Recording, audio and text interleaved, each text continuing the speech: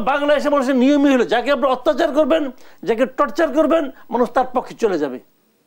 এইটাই বাংলাদেশের মানুষের একদম বৈশিষ্ট্য। এটা নির্বাচনে আওয়ামী লীগ অংশগ্রহণ করবে কি করবে না এই বিষয়টি নিয়ে সবার দিক থেকে লক্ষ্য করা যাচ্ছে একটা এক ধরনের কৌশলী অবস্থান নিয়েছে, সেটি কেন? মানে এটা নিয়ে হয়েছে কি, মূল যে সমস্যাটা, ছাত্ররা চাচ্ছে যে আওয়ামী লীগ নির্বাচনে অংশগ্রহণ করতে পারবে না। কেউই ছাত্রদের কাছে বিরাগ ভাজন হইতে চায় না, মুখের উপর চায় না। আবার তারা আওয়ামী লীগকে চায় কেন সেটা আমি বলি। ধরেন এই নির্বাচনে যদি আওয়ামী লীগ অংশ না নেয়, ধরেন আওয়ামী লীগ অংশ নিল অথবা নিল, আমি বিএনপির কথা ধরি, বিএনপির তো কোনো লস নাই, বরং বিএনপি চায় আওয়ামী লীগ নির্বাচনে আসুক। কী কারণে চায় সেটাও বলি। বিএনপি জানে এই নির্বাচনে যদি আওয়ামী লীগ আসে, আওয়ামী লীগকে এই দেশের মানুষ প্রত্যাখ্যান করবে, মর্মান্তিকভাবে আওয়ামী লীগ পরাজিত হবে এই নির্বাচন।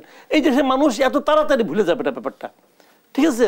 যদি বিএনপি চায় আওয়ামী লীগ আসুক এই কারণে, যদি না আসে আওয়ামী লীগ নির্বাচনে, এটা কিন্তু আন্তর্জাতিক অঙ্গনে এই নির্বাচনে কিন্তু প্রশ্ন উঠবে। তখন বলা হবে যে আওয়ামী লীগের মতো একটা বড় দলকে তোমরা নির্বাচনে আসতে দেও নাই। এই প্রশ্ন উঠবে, কেউ ফিরতে পারবে না। ওই ছাত্ররা হাজার চিল্লাচিল্লি করলেও ওটা ফিরবে না।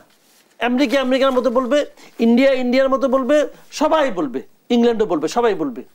কিন্তু আন্তর্জাতিক অঙ্গনে ভাবমূর্তি রক্ষার জন্যই আওয়ামী লীগকে নির্বাচনে আসতে দেওয়া উচিত। এবং আসলে পরে আওয়ামী লীগ তো মিজারেবলি রিজেক্টেড হবে বাই দ্য পিপল। এইটা হলো আওয়ামী লীগের জন্য প্রকৃত পরাজয়।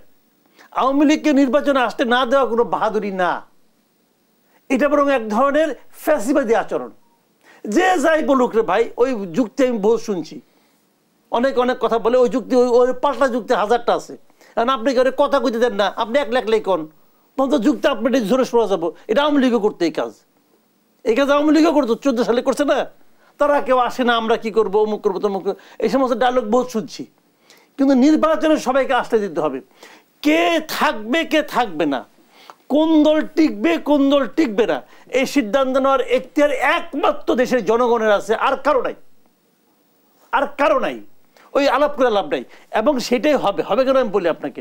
কয়েকদিন আগে গভর্নমেন্ট কি বলছে, কোনো দলকে নিষিদ্ধ করা তাদের কোনো অভিপ্রায় নাই বলছে। তো তাহলে আপনি আওয়ামী লীগকে নিষিদ্ধ করবেন না। যদি নিষিদ্ধ না করেন, নির্বাচনের বাইরে কেমন রাখবেন?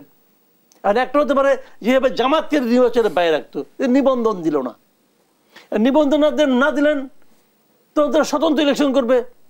এখন যদি স্বতন্ত্র যাতে না করতে পারে, এই জন্য এই বদিউল আলম মজুমদাররা নকশা আদায় করছে একটা, যে 500 লোকের সিগনেচার লাগবে, হলফনামা দিতে হবে, যা আদানি সবাই ভয় পায় যে আমি হলফনামা দিলে তো আমার স্টুডেন্ট ধরে পিটাবে, এই সমস্ত হচ্ছে। এগুলি ভাই মানে এগুলি আলটিমেটলি যখন প্রকৃত নির্বাচনে জোয়ারটা আসবে না, এবং কই ভাইসে গেছে দেখেন ভাই। এদেশের মানুষের ফিলিংসটাকে আপনাকে ফিল করতে হবে। ওই ঢাকায় বসে দেশকে নিয়ন্ত্রণ করবে, দেশকে বুঝবেন, এত সহজ না। দেশের মানুষ অন্যরকম ভাবে। বাংলাদেশের মানুষ প্রতিহিংসা পরায়ণ মানুষ না। আওয়ামী লীগ অনেক চেষ্টা করছে। আওয়ামী লীগ তো বিএনপির এসে বলেন আপনি, জিয়াউর রহমান তারা আওয়ামী লীগ বানাইছিল কি পাকিস্তানের চর বানাইতে পারছিল? জামাতে দরজাই খুলতে দেয় না, অফিস খুলতে দেয় নাই, শেষ দিন এসে নিষিদ্ধ করছে। জামাতকে থামাইতে পারছে? জামাত আরো শক্তিশালী হয়েছে, বিএনপি আরো জনগণের কাছে গেছে, জিয়াউর রহমানকে মানুষ আরো বেশি হৃদয়ে ধারণ করছে। যত বাংলাদেশের মানুষের নিয়মই হলো যাকে আপনি অত্যাচার করবেন, যাকে টর্চার করবেন, মানুষ তার পক্ষে চলে যাবে। এইটাই বাংলাদেশের মানুষের একদম বৈশিষ্ট্য। এটা